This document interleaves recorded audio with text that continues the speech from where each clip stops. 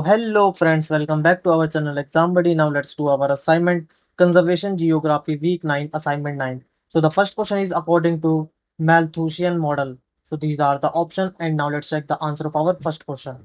So question first, Malthusian growth model. Population grows in geometric progression. Roughly food supply increase in arithmetic progression. So the answer of our first question is A.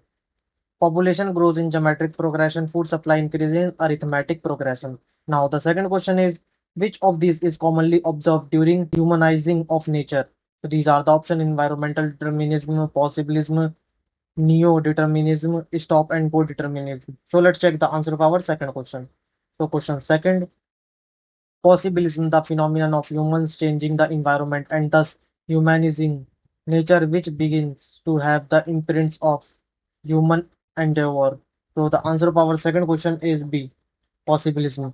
Now the third question is which of these is a pillar of sustainability? So these are the options: social sustainability, industrial sustainability, agricultural sustainability, transboundary sustainability. So let's check the answer of our third question. So question third, three pillars of sustainability, social sustainability. So the answer of our third question is A, social sustainability. Now the fourth question is which of these is commonly observed in primitive societies? So these are the options: environmental determinism, possibilism, neo-determinism, stop and go determinism. So let's check the answer of our fourth question. Question fourth, environmental determinism, humans adapted to and dictated by natural forces more common in primitive societies. So the answer of our fourth question is A. Now the fifth question is the demographic transition sees a society move from. So these are the options and now let's check the answer of our fifth question. So question fifth, align birth rate, high death rate, low death rate, low death rate. So the answer of our fifth question is C. Now the sixth question is the logistic growth equation curve is. So these are the option I shape, J shape, S shape, U shape. So the answer of our sixth question is C, S shape.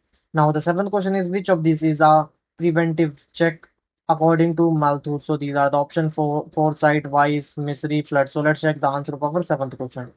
So question seven, Malthusian growth model. The imbalance may also be corrected using preventive checks. Foresight. So the answer of our seventh question is A. Now the eighth question is which of these is not a pillar of sustainability? So these are the option: environmental sustainability, economic sustainability, transboundary sustainability, social sustainability. So let's check the answer of our eighth question. So question eight, three pillar of sustainability: environmental sustainability, economic sustainability, social sustainability.